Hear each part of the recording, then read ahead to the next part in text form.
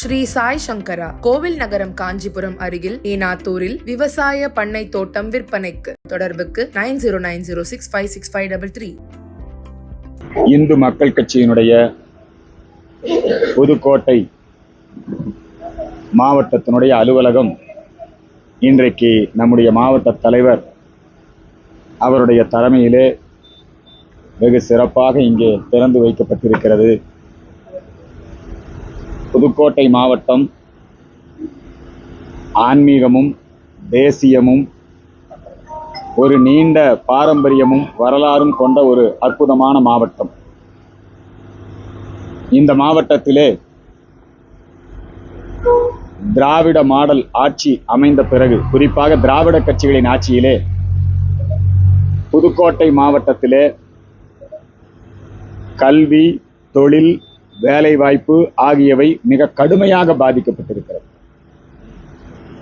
அதுவும் திமுக ஆட்சிக்கு வருவதற்கு முன்பாக அவர்கள் கொடுத்த வாக்குறுதிகள், இந்த புதுக்கோட்டை மக்களுக்கு தொழில் மேம்பாடு, குடிதண்ணீர் வசதி, உள்ளாட்சியில் உட்கட்டமைப்பு வசதிகளை மேம்படுத்துதல், விவசாயிகளுக்கான வாழ்வாதாரத்தை மேம்படுத்துதல், இப்படி பல்வேறு விதமான வாக்குறுதிகள் கொடுக்கப்பட்டது. ஆனால் அந்த வாக்குறுதிகள் எதையுமே நிறைவேற்றாமல் புதுக்கோட்டை மக்களை ஏமாற்றி விட்டார்கள்.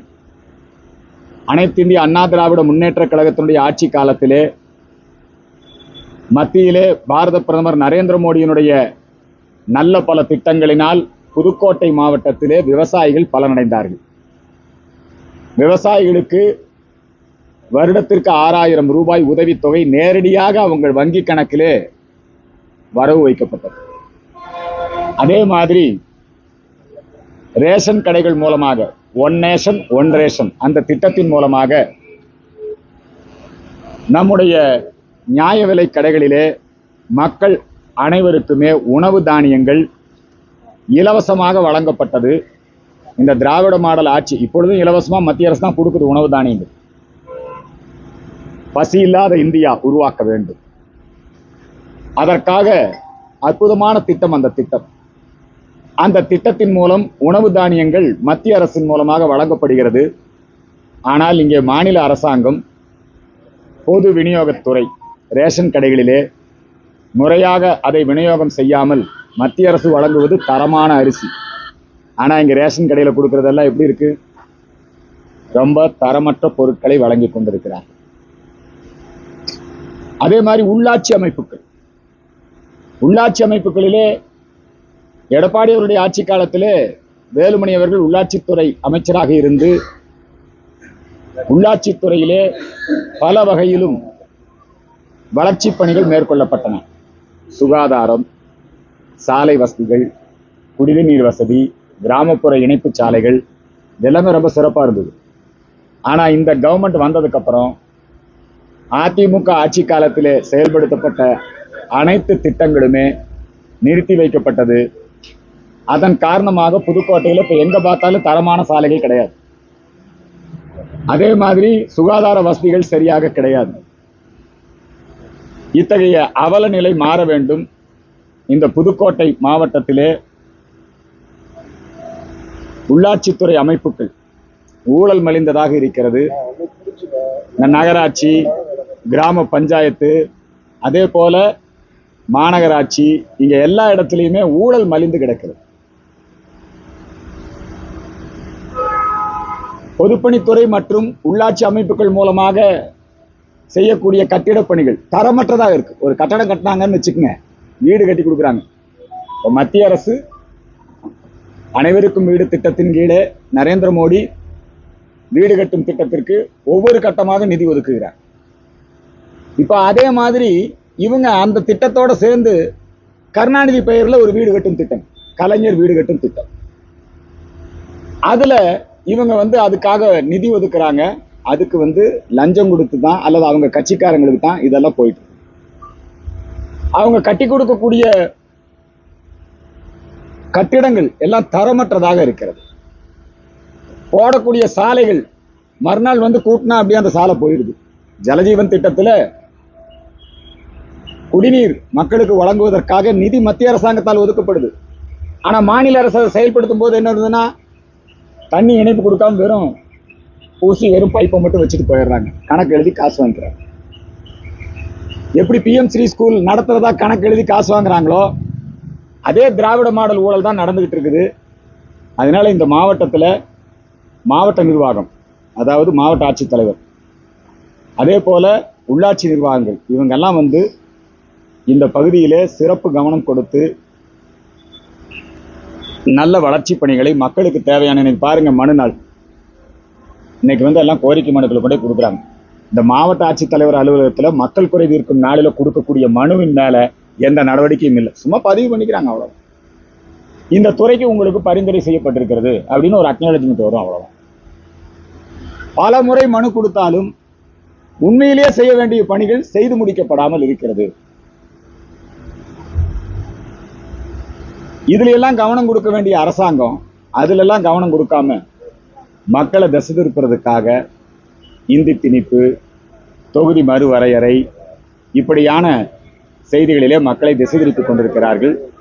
இதற்கு எங்களுடைய வன்மையான கண்டனத்தை தெரிவித்துக் கொள்கிறோம். மத்திய அரசாங்கத்தினுடைய திட்டங்கள் முழுமையாக செயல்படுத்தப்பட வேண்டும்.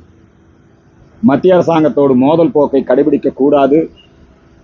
இந்து மக்கள் கட்சி வரக்கூடிய காலகட்டங்களிலே இந்த புதுக்கோட்டை அனைத்து தொகுதிகளிலும் அலுவலகத்தை அமைத்து நாங்கள் 2026 ஒரு இந்து ஓட்டு வங்கியை உருவாக்கி ஒரு மிகப்பெரிய மாற்றத்திற்கு திட்டமிடுவதற்காகத்தான் இங்கே இந்த அலுவலகம் திறந்து வைக்கப்பட்டிருக்கிறது. இதிலே வருகை தந்து சிறப்பித்த உங்கள் அனைவருக்கும் என்னுடைய மனமார்ந்த நன்றியை, வாழ்த்துக்களை தெரிவித்துக் கொள்கிறேன். டாஸ்மாக் விவகாரத்துல நீதிமன்றம் கேட்டிருக்காங்க. இதன் அடிப்படையில் நீங்க ரைட்டு பண்ணீங்க. இது ஈடிக்கு ஒரு பின்னடைவா நம்ம பார்க்கலாமா? டாஸ்மாக் விவகாரத்தில் என்ன நடக்குது? டாஸ்மாக் விவகாரத்தில் ஊழல் நடந்திருக்கிறது என்பது உள்ளங்கை நெல்லிக்கணி. அதுல வெறும் 1000 கோடி ரூபாய் தான் ஊழல்ங்கிறது தான் ஆச்சரியமா இருக்கு. இந்த டாஸ்மாக் ஊழலை முதலாக வெளிப்படுத்தியது யாருன்னா திமுகவினுடைய நிதியமைச்சராக இருந்த மு.க. ஸ்டாலின் அவருடைய அமைச்சரவையில் நிதியமைச்சராக இருந்த பிடிஆர் பழனிவேல்ராஜன் தான் அவருடைய டெலிஃபோன் உரையாடல் அதை வெளியிட்டார். அதில் என்ன சொல்றாருன்னா 30,000 கோடிக்கு மேல ஊழல் நடந்திருக்கு. எப்போ ஆட்சிக்கு ஒரு வருஷத்துக்குள்ள அந்த பணத்தை எல்லாம் எங்க வைக்கிறதுன்னு தெரியல, எப்படி அக்கௌண்ட் பண்றதுன்னு தெரியல. அவங்க அப்பா சம்பாரிச்சதை விட, அவங்க தாத்தா சம்பாரிச்சதை விட இந்த முதல் குடும்பம் எல்லாமே அவங்க சம்பாரிச்சிட்டாங்கன்னு அவர் சொன்னாரு. அதுக்கப்புறம் அவரை வெறும் இலாக்கா மாத்தினாங்க, அவ்வளவுதான். இன்னும் மந்திரியா தான் இருக்காரு. அதன் பிறகு நீங்க பாத்தீங்கன்னா புதிய தமிழகம் கட்சியினுடைய தலைவர் டாக்டர் கிருஷ்ணசாமி அவர்கள் ஆளுநரிடத்துல நேரடியாக சென்று ஒரு புகார் கோரிக்கை மனுவை கொடுத்தார். 2 லட்சம் கோடி ரூபாய் ஊழல் இந்த டாஸ்மாகிலே நடந்திருக்கிறது. டாஸ்மாக்னா சாராய ஆலை உற்பத்தியிலே இருந்து மக்களுக்கு போற வரைக்கும் இதுல ஒவ்வொரு இடத்துலையும் காசு, ஒவ்வொரு இடத்துலையும் ஊழல், ஒவ்வொரு இடத்துலையும் முறைகேடு. ஆகவே 2G ஊழலை மிஞ்சும் அளவிற்கு இதிலே ஊழல் நடந்திருக்கிறது. இந்த 1000 கோடி ஊழல்ங்கிறது அமலாக்கத்துறை நேரடியாக அரசாங்கத்தின் துறையில் ஒன்றாக இருக்கக்கூடிய டாஸ்மாக் அலுவலகங்களில் சோதனை போட்டு அந்த ஆவணங்களின் அடிப்படையில இதை அமலாக்கத்துறை வெளிப்படுத்தியிருக்காங்க. அதை நேருக்கு நேராக சந்திக்காம, வழக்க சட்டத்தை சட்டமா சந்திக்காம இவங்க போய் குறுக்கு வழியில போய் நீதிமன்றத்தில் அதுக்கு ஒரு தடையாணை வாங்கியிருக்காங்க. அது தற்காலிகமானது தான். இந்த தடையாணை நிலைக்காது. ஏன்னா ஊழல் நடைபெற்றிருக்கிறது, முறைகேடு நடைபெற்றிருக்கிறது, அனைவருக்கும் தெரியும். எனவே இது விஷயத்திலே அமலாக்கத்துறைக்கு பின்னடைவு என்று சொல்ல முடியாது. தமிழக அரசு திட்டங்கள்ல கட்டக்கூடிய கட்டிடங்கள் ஊழலா இருக்குன்னு சொன்னீங்க. வீர சிவாஜியோட சிலை கீழே சார், அது யாருக்கு? வீர சிவாஜியோடைய சிலை நடந்தது மராட்டிய மாநிலத்துல. இப்ப நீங்க கேட்கக்கூடிய கேள்வி அங்க மழை பெஞ்சுது, இங்க இடி இடிக்குது. இங்க இந்த ஆட்சி, நாங்க தமிழ்நாட்டில் இருக்கிறோம், இங்க நீங்க ஊழலாட்சி நடத்துறீங்க. இங்க நீங்க கட்டக்கூடிய கட்டடங்கள் 90 நாள்ல நீங்க கட்டின பாலம் அடிச்சுட்டு போயிடுச்சுங்க. உங்க யோகிதை அப்படிதான் இருக்குது. அதை சுட்டி காட்டினா நாங்க மாஸ்கோல மழை பெஞ்சுது, சும்மா ஏங்க. அது வீர சிவாஜி சிலை கீழே விழுந்தா அது அந்த ஊர்ல இருக்கு, அந்த ஊர்ல எதிர்கட்சி இருக்குது, அவங்க பாத்துக்குவாங்க. இங்க நாங்க எதிர்கட்சி, நாங்க இந்து கட்சி தான். இந்து கட்சின்னா என்னப்போ? இந்து கட்சின்னா மு.க. ஸ்டாலின் ஊழல் பண்ணாருன்னு சொல்லக்கூடாதா? அப்புறம் அது அங்க நடந்ததுன்னா அது அங்க இருக்கிறவங்க பாத்துக்குவாங்க, விடுங்க.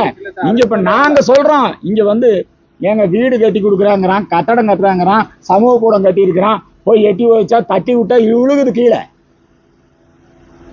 அதனால இது ஊழல். இது நீங்க இது கூட உத்தரப்பிரதேசத்துல அங்க நடந்துருச்சு, குஜராத்ல அங்க நடந்துருச்சுன்னா இது 2026 இந்து மக்கள் ஒன்றிணையும் சொல்லி ஆசீர்வாதம் கொடுத்துருக்காங்க. 2026 இது வரைக்கும் போட்டியிடாத இந்து மக்கள் கட்சி எலெக்ஷன்ல போட்டியிட போறாங்க. 2026 இந்த திமுக அரசாங்கம், இந்த அரசாங்கம் வீழ்த்தப்படுவதற்காக அனைத்து எதிர்கட்சிகளையும், அதிமுக, பிஜேபி, நாம் தமிழர், புரியுதுங்களா, எல்லா கட்சிகளையும் இதுல ஒருங்கிணைத்து இப்ப இந்த ஜனங்க சட்டம் ஒழுங்கு சீர்குலைவு, பெண்களுக்கு பாதுகாப்பில்லை, சட்டசபை நடந்துகிட்டு இருக்குது, டெய்லி 5 கொலை 6 கொலை நடக்கும். அதனால இந்த ஆட்சி கடங்கார தமிழ்நாட்டை வந்துங்க ஏறத்தாழ 9 லட்சம் கோடி ரூபாய்க்கு மேல கடன். மந்திரி ரொம்ப சட்டசபையில் என்ன சொல்றாரு, கடன் வாங்கினா வட்டியோட கொடுத்துருவோங்கிறாரு. நீங்க நடத்துற எல்லா தொழிலுமே லாபத்துல இயங்குது. நீங்க சினிமா நடத்துறீங்க, சாராயம் நடத்துறீங்க, முதலமைச்சருடைய முதல் குடும்பம் 130க்கும் மேற்பட்ட தொழில்கள் நடத்துறாங்க, அதுல எல்லாம் லாபம். ஆனா பட்ஜெட் மட்டும் பற்றாக்குறை. ஆனா தமிழக அரசு மட்டும் நிதி நிலைமை கடன் வாங்கி செலவு செய்யக்கூடிய நிதி நிலைமையாக இருக்கிறது. அதனால கடன் வாங்குறதா சொல்றீங்க.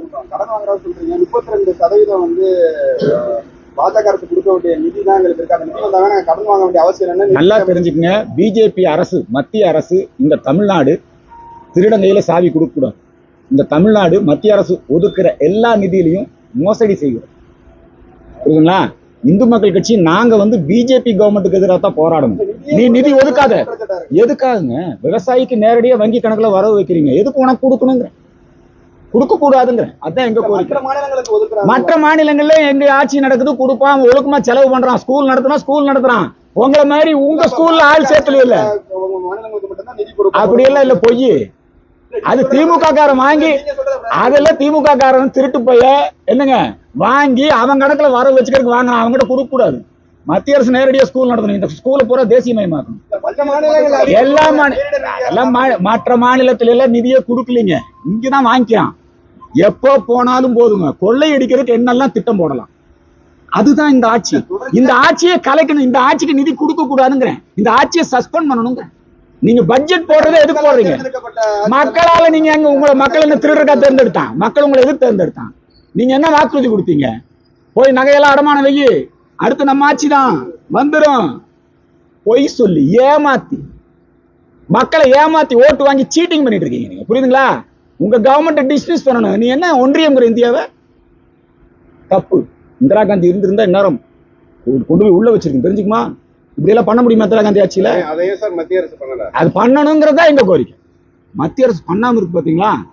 அமித்ஷா மேலையும் நரேந்திர மோடி மேலையும் எங்களுக்கு ஒரு அதிருப்தி இருக்குன்னா, இந்த டிஎம்கே கவர்மெண்ட் டிஸ்மிஸ் பண்ணாம இன்னும் வச்சிருக்கான். இத்தனை பொம்பளை கற்பழிச்சிருக்கிறான். அயலக அணிங்கிற போர்வியில போதைப் பொருளை கடத்தல், மெத்தபெட்டமைன், இந்திய நாட்டு ஒற்றுமைக்கு விரோதமா செயல்பட்டு இருக்கான். இதெல்லாம் இந்திரா காந்தி காலத்தில் நடக்காதுப்பா. நரேந்திர மோடி இவங்க மேல நடவடிக்கை எடுக்கணும், புரியுதுங்களா? எதுக்கு நிதி கொடுக்கணும்? நேரடியாக மத்திய அரசு ஸ்கூல் நடத்தணும். இந்த ஸ்கூலை பூரா தேசியமயமாக்கணும். இந்த ஸ்கூல் எது? இந்த திமுக ஸ்கூல் இருக்கு இல்லையா, இதை பூரா தேசியமயமாக்கணும். நேரடியாக மத்திய அரசு ரேஷன் கடையில் உணவு கொடுக்க வேண்டியதானுங்க. நீ என்ன நடுவில் உன் ஸ்டிக்கர் ஓட்டுற? அதெல்லாம் இந்தியாங்கிறது ஒரு நாடு. இங்க நீங்க சும்மா தமிழ்நாடுங்கிறது ஒரு ஸ்டேட், ஒரு மாநிலம். நீ என்ன தனி ராஜாவா? நீ பல மாநிலங்கள் நிர்வாக வசதி, பல கலெக்டர் சேர்ந்ததுதான் தமிழ்நாடு. நிர்வாக வசதி, புரியுதுங்களா? அட்மினிஸ்ட்ரேட்டிவ் பர்பஸ் தான் மாநிலங்கள். அட்மினிஸ்ட்ரேட்டிவ்ல உங்களுக்கு நீங்க முதலமைச்சர், அட்மினிஸ்ட்ரேட்டிவ் உள்ளாட்சி அமைப்புகள்ல சேர்மன். சும்மா இந்த இந்திய ஒருமைப்பாட்டுக்கு விரோதமா நீங்க இந்த நச்சு பிரச்சாரம் பண்றதெல்லாம் இங்க நடக்காது. இந்திரா காந்தி இருந்தா எப்படி வச்சிருந்தாங்க? உங்களை கொண்டு போய் மிஸ்ஸால் உள்ள வச்சு தட்டி எடுத்து வச்சிருந்தாரு அம்மா. இப்ப நீங்க போய் கண்காட்சி நடத்தி காட்டுறீங்களே, உதயநிதி வயிற்றுல இருந்தாரு, ஸ்டாலின் அங்க உள்ள ஜெயிலுக்குள்ள இருந்தாரு, கான்ஸ்டபிள் எட்டி நெஞ்சு மேல உதைச்சான், ரஜினிகாந்த் கூட்டி போய் காட்டினீங்கல்ல. இந்திரா காந்தி இருந்தா அதான் நடக்கும். இப்படி எல்லாம் பேச முடியாது. இந்த மோடி அமித்ஷா எல்லாம் ஜனநாயகம் பேசிட்டுங்க, இவங்களை விட்டுட்டு திருட விட்டுட்டு இந்த கவர்மெண்ட்டை வீட்டுக்கு அனுப்பாம நீ தேர்தல் நடத்தினீங்கன்னா இந்த தேர்தல் நியாயமான தேர்தலா இருக்காது. இருக்குமா? நீங்க சொல்லுங்க. பூரா சாராயத்துல திருடி வச்சிருக்கிறீங்க 1 லட்சம் கோடிக்கு மேல. இந்த பணத்தை பூரா எங்க மக்களை எல்லாம் ஜனநாயகத்தை பணநாயகமாக்கி இந்த மக்களுக்கு வாக்காளர்களுக்கு எல்லாம் ஈரோடு ஃபார்முலா என்னமோ திருமங்கலம் ஃபார்முலா. அதனால இந்த கவர்மெண்ட்டை டிஸ்மிஸ் பண்ணணும். நாங்க மத்திய அரசாங்கத்துக்கு கோரிக்கை புகார், இந்த கவர்மெண்ட்டை டிஸ்மிஸ் பண்ணிட்டு தேர்தல் நடக்கும். அப்பதான் தேர்தல் நியாயமா இருக்கும். இதுதான் எங்க கோரிக்கை. இன்னும் நிதி ஒதுக்கலங்கிறதுல எதுக்கு நிதி ஒதுக்கக்கூடாது? திருடங்கையில சாவி கொடுப்பீங்களா? மக்கள் பாதிப்படைய மாட்டாங்க. நல்ல மக்கள் நல்லா இருப்பான். மத்திய அரசு நிர்வாகத்துல ஜனாதிபதி ஆட்சியில மக்கள் நல்லா இருக்கும். புரியுதுங்களா? ஊழல் நடக்காது. தமிழ்நாடு முழுக்க, தமிழ்நாட்டுல தானே இந்த கேப் மாதிரி தம் நடக்குது. வேற எங்க நடக்குது? பிஜேபி ஆட்சியில் இருக்கிற மாநிலங்கள் எல்லாம் ஒழுக்கமா இருக்குது. அங்க பொம்பளை மேல கை வச்சா சுட்டு போடுவாங்க.